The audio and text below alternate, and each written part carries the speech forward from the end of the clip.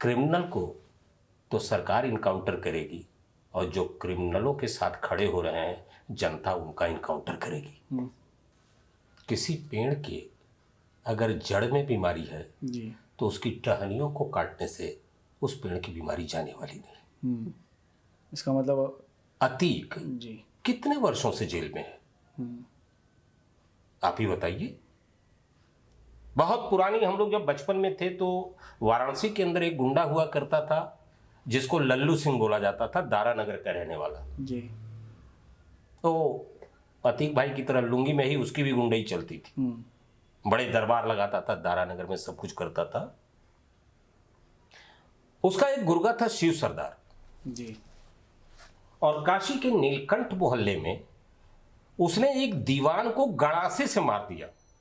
और जानते हैं आप, पुलिस ने रिमांड के लिए जो पुलिस ने लिया है अतीक और अशरफ को, अब ये बड़ा चौंकाने वाली चीज है कि जो आधार मांगा है रिमांड का, वो रिमांड का आधार तो बड़ा खतरनाक है कि अतीक पाकिस्तान से हथियार मंगाया करता था।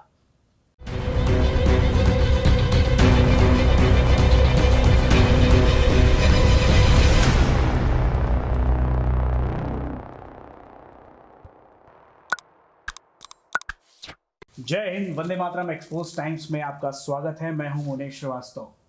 काफी दिनों बाद हम फिर हाजिर हुए हैं एक विषय को लेके जो आज उत्तर प्रदेश में बहुत बड़ी चर्चा का विषय बना हुआ है।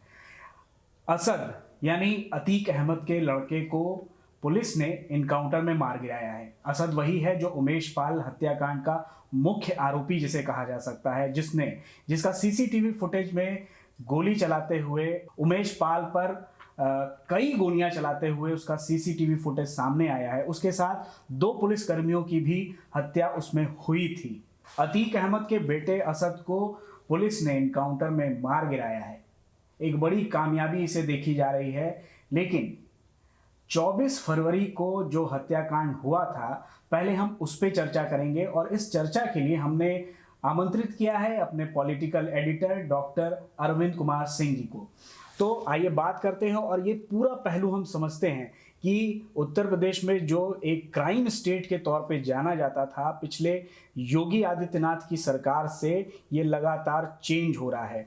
एक चीज मैं और जोड़ना चाहूंगा इसमें, 24 फरवरी को जब ये हत्याकांड होता है उसके कुछ दिनों पहले यूपी में एक इन्वेस्टर समिट कराई जाती है। इंडिया लेवल पे और इंटरनेशनल लेवल पे कई ऐसे ब्रांड हैं, कई ऐसे कंपनियां हैं जो यूपी में इन्वेस्ट करना चाहती हैं, लेकिन यूपी को डिस्टर्ब किए रहना ये कहीं ना कहीं पॉलिटिकल भी है और माफियाओं का राज बरकरार रहे इसलिए भी ये घटना हुई है। तो इस पे क्या एक्सपर्ट के तौर पे, पॉलिटिकल एडिटर के तौर पे क्या कहते हैं, आइए बात करते हैं डॉक्टर मेजर अरविंद कुमार सिंह जी से। सर, आपका बहुत बहुत स्वागत है। जय हिंद, नमस्कार। काफ़ी दिनों बाद सर हम लोग फिर से एक बार डिस्कशन के मुद्दे में आए हैं। आप पूरी आज की घटनाक्रम से वाकिफ़ हैं जो 13 तारीख को हुई है। एक तरफ अतीक अहमद को कोर्ट लाया जाता है पेशी के लिए और वहीं उसी दौरान पेशी जहां चल रही होती है वहीं झांसी में असद यानी अतीक अहमद के बेटे का इनकाउंटर हो जाता है। यूपीएसटीएफ उसे मार गिराती है। साथ में उसके साथ एक शूटर है जो गुलाम, वो भी मारा जाता है। इसे आप सर कैसे देखते हैं? और इसमें सबसे पहली इस बात को हम उठाते हैं कि जो विपक्षी हैं उन्होंने एक मुद्दा उठा दिया कि ये इनकाउंटर फेक है। उसमें अखिलेश यादव जो काफ़ी करीबी रहे हैं अतीक अहमद के, वो इस पे एक अलग नरेटिव गढ़ने की तैयारी में है कि पुलिस ने, सरकार ने गलत किया। इसको आप कैसे देखते हैं और इसको एक खुले तौर पे आप समझाइए सर। मुनीष जी, 2 बिंदुओं से अपनी बात मैं शुरू करना चाहूँगा। चाणक्य ने कभी एक बड़ा खूबसूरत वाक्य बोला था जी। जिस सत्ता के प्रति जनता के मन में आदर और भय न हो, उस सत्ता को शासन करने का कोई अधिकार नहीं। जी। ये बात बहुत पहले बोली गई थी जी। हम लोगों ने एक बहुत लंबा समय यूपी के अंदर गुजारा और बदलते हुए क्रम में यूपी का बदलता हुआ तेवर देखा। जी। आपको मैं याद दिलाना चाहूंगा कि कुछ समय पहले राजनीति कहां थी। राजनीति यहां थी कि चोर, गुंडे और कत्ल करने वाले किसी भी पॉलिटिकल पार्टी के जीत के मुख्य किरदार हुआ करते थे। जी याद होगा आपको। बिल्कुल। और मुझे कहने की आवश्यकता नहीं है कि टीवी पे किस तरह से उनका महिमा मंडन होता था। और निश्चित तौर पर माने जाते थे कि वो जिस पार्टी में होंगे उस पार्टी में उस बिरादरी के थ्रू वोट ज्यादा आएंगे और वो जीत की गारंटी बन जाएगा। जी। फिर हम लोगों ने देखा कि एक चर्चा गुजरात से उठी और पहली बार गुजरात से विकास की बातें उठी। जी। और कानों के अंदर ये बात आने लगी, गुजरात में विकास हुआ है और गुजरात के अंदर इतना कुछ हुआ है कि अब साहब रात को भी आदमी वहां घूम सकता है। Gujarat model famous. Gujarat model famous हो गया। आपको याद होगा कि उस समय जब ये बातें उठ रही थी उस समय इसे नकारने का एक प्रयास किया गया पूरे राष्ट्रीय लेवल पे। लेकिन वो लकीर धीरे धीरे इतनी बड़ी होती गई कि फिर ये लगा कि इसको नकार के राजनीति में हम नहीं रह सकते, हम इससे बेहतर विकास करके राजनीति में रह सकते हैं। जी। और आते आते नैरेटिव ये बन गया कि अब जो विकास करेगा वो शासन और सत्ता में होगा।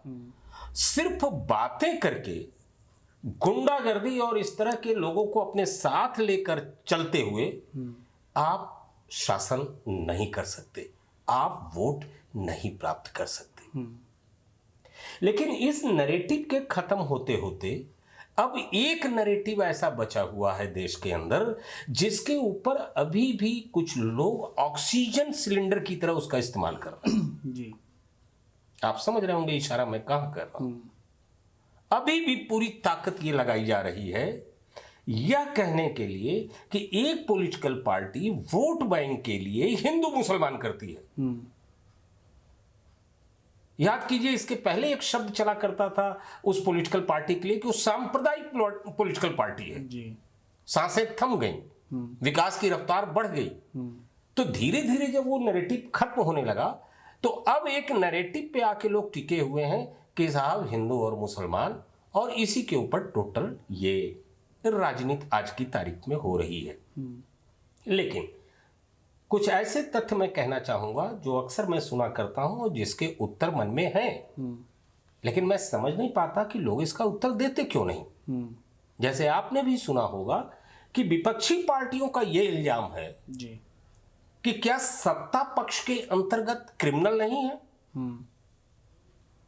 अब कमाल की बात है, अभी अगर चुनाव आयोग से सारी पॉलिटिकल पार्टियों के द्वारा भरे गए फॉर्म को ले लिया जाए जी। तो एक अच्छी खासी कुंडली कंप्यूटराइज्ड बन सकती है कि किस लोगों पे कितने क्राइम थानों में दर्ज हैं। जी। लेकिन नैरेटिव इसकी नहीं बनाई जाती। नैरेटिव ये बनाई जाती है कि आप अपने सजातीय गुंडे बदमाशों को संरक्षण दे रहे हैं और एक जात विशेष के लोगों को मार रहे हैं। तो एज ए जनता तो मैं यही इसका उत्तर देना चाहूंगा कि ये रुदाली बंद कीजिए। ये अगर गुंडे बदमाशों को मार रहे हैं तो जब आपकी सत्ता आएगी आप भी यही तो आप यही कीजिएगा। जी। कम से कम हम जनता का तो फायदा दोनों तरफ से होगा। जी। इसलिए रुदाली बंद कीजिए। एक सीधी सी लकीर है कि जो मारा गया है वो क्रिमिनल है कि नहीं है। धूमनगंज की सड़कों के ऊपर खुलेआम बिना नकाब लगाए हुए, यानी कि वो अपनी पहचान भी नहीं छिपाना चाहता है, गोलियां चलाते हुए जिस शख्स को पूरा का पूरा हिंदुस्तान देखता है, जी। उस समय क्या नैरेटिव हुआ? उस समय यह नैरेटिव हुआ कि लॉ एंड ऑर्डर का जो आप डंका पीट रहे हैं वो तो बिल्कुल नहीं है साहब, देखिए खुलेआम गोली चल रही है। अब वहां ये कोई कहने की बात नहीं कर रहा है कि जो लोग ऐसा दुस्साहस कर रहे हैं उनको सरकार को जल्द से जल्द निपटाना चाहिए। भाषा तो ये होनी चाहिए। जी। लेकिन वहां भी सरकार को कहा जा रहा है, ब्लेम किया जा रहा है और फिर जब पुलिस इनकाउंटर करती है ऐसे लोगों को, इनकाउंटर का भी अर्थ समझ लीजिए जी। पुलिस को शौक नहीं है कि किसी को लेगी और पकड़ के, होते होंगे, लेकिन ज्यादातर पुलिस को भारतीय कानून के अंतर्गत ये अधिकार मिला हुआ है कि अगर वो अनाउंसमेंट करते हैं और अगर अपराधी सरेंडर करने से इनकार करता है, फायर करता है, तो जो लोग ये राग अलाप रहे हैं कि साहब भारतीय संविधान के अनुसार, कानून के अनुसार उनको सजा दिलानी चाहिए, मैं उनसे पूछना चाहता हूं कि फिर पुलिस क्या करे, अपनी जान दे? जी। ये पहली चीज। और शायद उन लोगों को ये पता नहीं है, जनता बहुत समझदार हो गई है, कोई भी इनकाउंटर होता है उसकी इंक्वायरी होती है साहब, तो बचेगा तो कोई भी नहीं। अगर पुलिस भी गलत कार्य कर रहा है तो ये होगा। लेकिन जो सबसे अद्भुत बात मैं आपसे मुनेश जी कहना चाहता हूं वो ये, मुझे नहीं पता कि लोगों को पता है कि नहीं, 3000 लोगों के ऊपर एक पुलिस का रेशियो बैठता है यूपी के अंदर। अब आप जरा सोचिए, 3000 लोग एक पुलिस वाले से आशा कर रहे हैं कि वो हमारी सुरक्षा करेगा। नहीं साहब, देश में अगर सुरक्षित वातावरण बनाना है तो 3000 लोगों को भी तैयार होना पड़ेगा और उस एक पुलिस वाले को भी तैयार होना पड़ेगा जी। और साथ में सरकार को खड़ा होना पड़ेगा। 100% तो कभी नहीं हो सकता। आप कोई भी काल उठा के देख लीजिए, क्राइम 100% कभी नहीं रुका है, चाहे वो प्रभु श्री राम जी का ही समय क्यों न रहा हो, रावण जैसा दुर्दांत व्यक्ति उस समय भी उपस्थित था जी। और दूसरी चीज, ये सवाल उठाए जाते हैं कि साहब मारने में इतना समय लग रहा है, ये पकड़े नहीं जा रहे हैं। साहब आप देखिए, एक से एक दुनिया के टॉप के जो क्रिमिनल थे उनको पकड़ने में, कार्रवाई करने में कितना समय लगा। चाहे वो सद्दाम हुसैन रहा हो, एक एम्पायर खड़ा कर लिया उसने जी। लादेन रहा हो 9/11 की घटना करने वाला, बचा तो कोई नहीं। इसलिए बार बार ये कहना कि ये नहीं, तात्कालिक वो कार्रवाई नहीं होगी, उसमें समय लगता है। तमाम बंदिशों के अंतर्गत पुलिस कार्रवाई करती है, लेकिन क्रिमिनल किसी बंदिश के अंतर्गत कार्रवाई नहीं करता। लेकिन एक स्ट्रेटजी के तहत जब हम चलते हैं तो उसका परिणाम धीरे धीरे मिलता है। जैसे कि कल तक मस्जिदों से निकलकर कश्मीर के अंदर सेना के ऊपर पत्थर चलाने वाले आज कश्मीर में दिखाई नहीं देते। तो सरकार को जनता के साथ खड़े होना है, क्रिमिनलों के साथ नहीं। और जो सरकार क्रिमिनलों के साथ खड़ी होगी उनका हश्र क्या हो रहा है, क्रिमिनल को तो सरकार इनकाउंटर करेगी और जो क्रिमिनलों के साथ खड़े हो रहे हैं जनता उनका इनकाउंटर करेगी। और ये हो रहा है। जी। लकीर राजनीति में बड़ी कीजिए, कार्य करके तो जनता आपको जिताएगी। बिल्कुल। अगर आप मिटा के लकीर बनाना चाहते हैं तो जनता आपको मिटा देगी। सर, एक वो दौर था जो अतीक अहमद की तूती बोलती थी पूरे स्टेट में या और भी कुछ स्टेट्स में। प्रयागराज उसका उदाहरण रहा है, जो इलाहाबाद हुआ करता था, और वहाँ पे जिस तरह की घटना हुई उस दौरान अतीक अहमद जेल में था, साबरमती जेल में था। अतीक का बेटा उस पूरे घटनाक्रम में इन्वॉल्व रहता है, जो सीसीटीवी फुटेज में देखा भी गया है। उसके बाद भी उसका परिवार, उसकी पत्नी, सब ये कहते थे कि उसमें शामिल नहीं है, और इस घटना को अंजाम देने के बाद से वो लापता चल रहा था, फरार चल रहा था। पुलिस खोजती रही और अंतोगत्वा उसका एनकाउंटर हो जाता है। अतीक अहमद कोर्ट में उससे पता चलता है, वो रोता है। और एक मीडिया पे एक बाइट भी वायरल होती है अतीक अहमद की, जहां वो ये कह रहा है कि मुझे तो मेरी सत्ता को तो सरकार ने मिट्टी में मिला ही दिया है, परिवार को बख्श दिया जाए। इस डर को सर, आप इस डर वाला जो परिवर्तन आया, एक व्यक्ति वो था, वही था जो जिसके नाम से लोग डरते थे, घबराते थे, और आज वही है जो सत्ता से डर रहा है। पहले वो सत्ता उससे डरती थी और आज यही पलट के हो रहा है। ये परिवर्तन को आप कैसे देखते हैं और ये भविष्य में किस तरीके से जनता में विश्वास जगाएगा? नहीं मुनेश जी, मैं इसे दूसरे रूप में देखता हूँ। किसी पेड़ के अगर जड़ में बीमारी है जी, तो उसकी टहनियों को काटने से उस पेड़ की बीमारी जाने वाली नहीं। इसका मतलब अतीक जी। कितने वर्षों से जेल में है, आप ही बताइए। लेकिन जेल में होने के बावजूद भी, शारीरिक रूप से फिजिकल फिटनेस न होने के बावजूद भी वो क्राइम की दुनिया में लगातार सक्रिय है। जी, इस पूरे घटनाक्रम का हाँ, यस। प्लानिंग वहां से हुई। मैं और दूसरी बात कर रहा हूं, ये तो घटना है ही है। जमीन के कब्जों को लेकर, रंगदारी को लेकर वो पूरा सिंडिकेट चल ये रहा सारा सिंडिकेट तो अभी भी चल रहा है। असद क्या है भाई, उसका बेटा है, इसलिए आप बहुत अहमियत दे रहे हैं, वरना अगर देखा जाए तो अतीक के गैंग के गुर्गे के समान उसका बेटा है।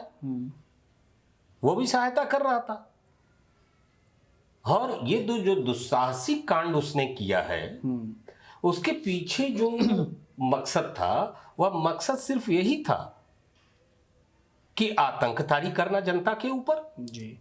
और ये बताना कि मुझे ना गवर्नमेंट का खौफ है और ना ही पुलिस का खौफ है कि साहब किसी को बुरा लगे अच्छा लगे। जी जी। मैंने ये देखा है कि आप गैंगवार में किसी भी क्रिमिनल को मार दीजिए, केस हो न हो, उसका परिणाम कुछ आए या न आए, लेकिन अगर आप ये सोचते हैं कि हम पुलिस को मारकर बच जाएंगे और उसके बाद मैं जिंदा भी रहूंगा, ये दुस्साहस की चरम सीमा है। और अभी तक कि यूपी के हिस्ट्री में ऐसा हुआ नहीं है कि पुलिस को मार के कोई जिंदा रह गया हो। बहुत पुरानी, हम लोग जब बचपन में थे तो वाराणसी के अंदर एक गुंडा हुआ करता था जिसको लल्लू सिंह बोला जाता था, दारानगर का रहने वाला जी। तो अतीक भाई की तरह लुंगी में ही उसकी भी गुंडई चलती थी। बड़े दरबार लगाता था दारानगर में, सब कुछ करता था। उसका एक गुर्गा था शिव सरदार जी। और काशी के नीलकंठ मोहल्ले में उसने एक दीवान को गड़ासे से मार दिया। और उसके बाद जब शिव सरदार की खोज होने लगी, शिव सरदार बनारस से गायब हो गया जी। असद की तरह। और जानते हैं आप, पुलिस ने मात्र 3 दिन के अंदर लल्लू सिंह जैसे दुर्दांत क्रिमिनल का इनकाउंटर कर दिया। जी। कहा ये नहीं होगा, उसका अर्थ समझिए। पुलिस की हनक अगर समाप्त हो गई तो कौन शासन चलाएगा? सही बात। शासन चलेगा कैसे? मैं फिर उस चाणक्य वाक्य को वापस करता हूं कि जनता के मन में सत्ता के प्रति आदर और भय दोनों होना चाहिए। और पीछे की जितनी भी सरकारें रही हैं, मैं कह सकता हूं कि उनके प्रति न जनता के मन में आदर था और ना ही भय था। आज की तारीख में क्रिमिनलों के मन में भय है। जी। भय क्यों है साहब? हम भी दुनिया से वापस जा सकते हैं। लेकिन जो उमेश पाल की पत्नी कह रही है उसकी बात से मैं 100% मुतासिर हूं। अतीक और अशरफ जब तक जिंदा रहेंगे तब तक अगर आप सोचते हैं ये डर गए, इनका साम्राज्य समाप्त हो गया, नहीं साहब, जब नहीं था तब भी ये गुंडे थे। आज इनके सब संपत्ति को आपने ढा दिया, ये तब भी गुंडे हैं। जिसको बोलते हैं ना कि एक सांप काटने की फितरत है, जहर उलटने की स्थिति है, वो वही करेगा। आप जितनी बार मारिए, जितने हाथ मारिए, जितनी लाठी मारिए, वो जब जब मौका पाएगा आपको काटेगा। लेकिन सर उसका तरीका यही है कि साहब, अच्छा देखिए एक चीज़ और आपको मैं बता दूं कि अभी रिमांड के लिए जो पुलिस ने लिया है अतीक और अशरफ को, अब ये बड़ा चौंकाने वाली चीज़ है कि जो आधार मांगा है रिमांड का, वो रिमांड का आधार तो बड़ा खतरनाक है कि अतीक पाकिस्तान से हथियार मंगाया करता था और ड्रोन से मंगाता था वो। जी। पंजाब में वो ड्रोन हथियार लेके आते थे। और अब तो इन बेशर्मों को चुप हो जाना चाहिए, बिल्कुल। जिसमें से कुछ पॉलिटिकल पार्टी के लोग चीफ मिनिस्टर भी रह चुके हैं। अब तो अपना बेशर्मी का जबान तुम बंद करो। आईएसआई और लश्कर तैयबा से चार्जशीट में इनके खिलाफ डाला गया है कि इनके संबंध है अतीक के। यानी दूसरे शब्दों में ये देशद्रोही हैं, आतंकवादी। और एक कमाल की बात, देश के अंदर, यूपी के अंदर कोई भी क्राइम करके इसलिए आप इसलिए बचे हुए थे कि 100 केसेस में आपके ऊपर एक केस छोड़ के बाकी पे किसी पे फैसला नहीं आया कि आप गवाहों को मार देते थे। अब आप ये बताइए कि एनआईए की चार्जशीट के द्वारा अब आप किसको मारेंगे? एनआईए तो पूरे सबूत कोर्ट में पेश करेगी कि साहब हम बताएंगे कि इनके पास कहां से ये हथियार आते थे, हम आपको बताएंगे कि इनके 200 पासबुक उस बंदे के प्राप्त हुए हैं। और ये बेशर्म नेता, मैं पूरी दयानतदारी से नाम ले रहा हूं भाई साहब लोगों का, जो अभी भी डिफेंड करने में लगे हुए हैं ऐसे क्रिमिनलों को। जब तक जनता पूर्ण रूपेण ऐसे लोगों को खारिज करने के लेवल पे आके खड़ी नहीं होगी, अब पूर्ण रूपेण से खारिज होने का मतलब आप 3 तिगड़म से खड़ा कर लो, इनको हरा के हम दिखाएंगे इलेक्शन में, इनकी बोलती बंद हो गई। आज अतीक इसलिए ऐसा अपने को महसूस कर रहे हैं कि पॉलिटिकल कनेक्शन कट हो गए, सारी सहायताएं मिलना बंद हो गया, विक्टिम कार्ड ये जो खेल रहे थे अपनी पत्नी के द्वारा और बाकी के द्वारा, पता चला कि अरे वो पत्नी तो खुद ही साजिश में शामिल है। तो निश्चित तौर पे सरकार एक बेहतर रणनीति के तहत इन गुंडे माफियों से निपटने की रणनीति पे चल रही है। फिर भी मैं ये कह रहा हूं कि 100% तो ये समाप्त नहीं होगा, लेकिन बाकी पॉलिटिकल पार्टियों के कंपैरिजन में मिनिमाइज तो कर दिया है इस गवर्नमेंट ने, ये स्वीकार करना पड़ेगा। बात सही है सर। 2 पॉइंट और उठाऊंगा मैं सर। एक ये कि असद जो मारा गया है ये भविष्य का एक माफिया ही था जो अतीक के बाद आ जाता, और इनकाउंटर ही एक रास्ता क्यों बच जाता है सर किसी भी सरकार के पास, क्योंकि जुडिशरी का जो हाल होता है उसकी वजह से ये अपराधी इतने बड़े हो जाते हैं कि उन पर अंकुश लगा पाना कभी कभी मुश्किल होता है, और यही एक चेहरा होता है जिसकी वजह से ये अपराधी इतने बड़े हो जाते हैं, उनके ऊपर कार्रवाई नहीं हो पाती है। तो एक क्या ये एक रास्ता है इनकाउंटर करके इनको ख़त्म कर देना, या जुडिशरी के भरोसे भी कुछ चीज़ें आगे बढ़ाई जा सकती हैं? मैं बिल्कुल, देखिए फिर वही बात है, अगर इनकाउंटर का आशय आप ये ले रहे हैं कि किसी को पकड़ के हम गोली मार दें, नहीं विपक्ष, देखिए आपकी इस पे जब चर्चा होगी तो विपक्ष यही मुद्दा उठाएगा कि मैं टोटल आ रहा हूँ। इनकाउंटर तो एक शब्द है, इनकाउंटर शब्द पुलिस की डिक्शनरी में है नहीं। वैसे कमाल की बात मैं आपको बता दूं, ये हम लोगों ने गढ़ रखा है अपना, इनकाउंटर शब्द नहीं होता है। जाहिर सी बात है कि हम आपको अरेस्ट करने के लिए गए तो पुलिस को पूरा प्रोसेस जो है वहाँ अपनाना पड़ेगा, और पहले जो है उस बंदे को अनाउंसमेंट करके आंसू अर्पण करने के लिए बोला जाता है। फिर उसके बाद भी अगर होता है तो दूसरा अटेम्प्ट होता है कि उसके शरीर के ऐसे अंगों पे गोली मारना है जिससे कि हम उसे पकड़ सकें। लेकिन अगर वो जान लेने पे ही उतारू है पुलिस वालों का, तो ये अधिकार भी आम जनता की तरफ पुलिस के पास खुला हुआ है कि वो अपनी सुरक्षा के अंतर्गत उन्हें गोली मारे। लेकिन मैं बिल्कुल इसके पक्ष में नहीं हूं, ये तो सेना का काम है, गोली चलाओगे तो हम गोली का जवाब गोली से देंगे। हमें ये बात कभी नहीं समझ में आई कि इन पॉलिटिकल पार्टियों ने आज तक ऐसी कोई जुडिशरी क्यों नहीं बनाई कि किसी भी इस तरह के सीरियस क्राइम के ऊपर समय निर्धारित करके उसका फैसला कराया जाए। अब इसको समझने वाली बात है कि गेम क्या चल रहा है। हमें पता चल गया कि एक बंदा जो है गवाही देने वाला है, प्रत्यक्षदर्शी है, और हमने इतना लिंगर ऑन कर दिया कि जो क्रिमिनल है उसको ये मौका मिल गया कि उसे गोली मार दो, उसे रास्ते से हटा दो। जैसे एक केस चल रहा है दूसरा चलेगा। लेकिन कोर्ट में खाज की स्थिति तब पैदा हो जाती है कि उस क्रिमिनल को ये भरोसा है कि हम गोली मार देंगे गवाह को, तो जो सत्ता पक्ष है वो हमारे फेवर में खड़ा है, वो कमजोर लोगों के फेवर में खड़ा ही नहीं है। तो आश्चर्यजनक चीज तो मुनीष जी ये दिखाई देती है कि सीसी कैमरे में हम देख रहे हैं, उसका फेस देख रहे हैं और उसका दुस्साहस देखिए, वो जान रहा है कि फिर भी कोर्ट में जो है ये फाइनलाइज नहीं किया जा सकता। जी जी। कोर्ट को कहना चाहिए कि हम फोरेंसिक जांच कराएंगे और सीसी कैमरे के फोटोग्राफ्स अगर छेड़छाड़ नहीं किए गए हम उसी को एविडेंस मान लेंगे। जज साहब आंख से देखेंगे, उनको फैसला देंगे।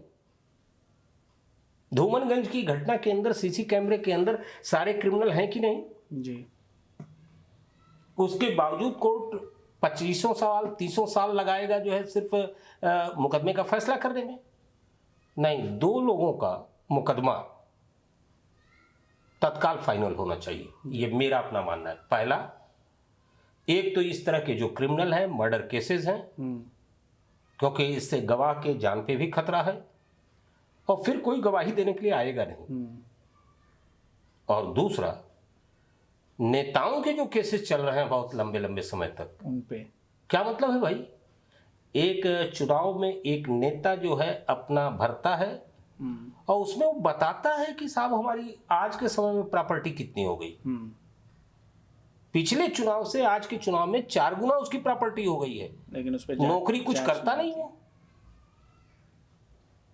लेकिन फिर वही दिक्कत है कि जिन लोगों को करना है वो अपने ही खिलाफ कोई इंक्वायरी क्यों करेंगे? फिर वही बात आएगी अन्ना हजारे की, लोकपाल का लेके चले थे, लोकपाल क्या हुआ आज तक पता ही नहीं चला, उसी में से निकला हुआ एक बंदा दिल्ली की कुर्सी पे आ गया, लोकपाल तो उसने भी नहीं बनाया और अभी भी उसकी पार्टी के लोग जेल में जा रहे हैं। ये सब गोरख धंधा चल रहा है।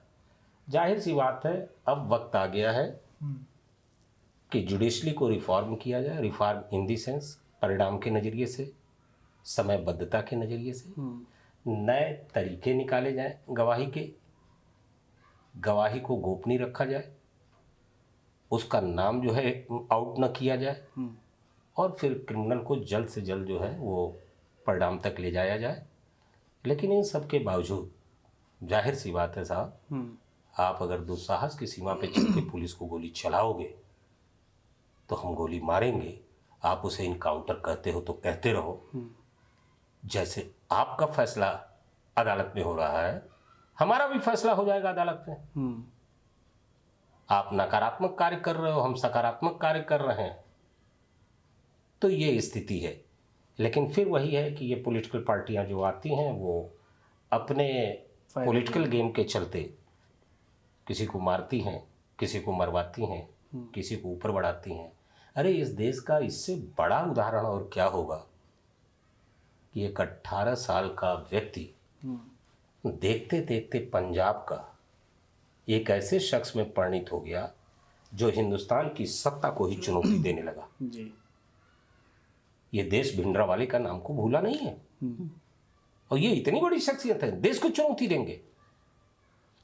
और फिर कमाल की बात देखिए कि फिर जब सेना को ऑर्डर मिलता है और वो स्वर्ण मंदिर के अंदर घुसती है तो इनका आतंक चुटकियों में बजाते इनका खत्म होता है और सब मारे जाते हैं और लाशें गिन ली जाती हैं।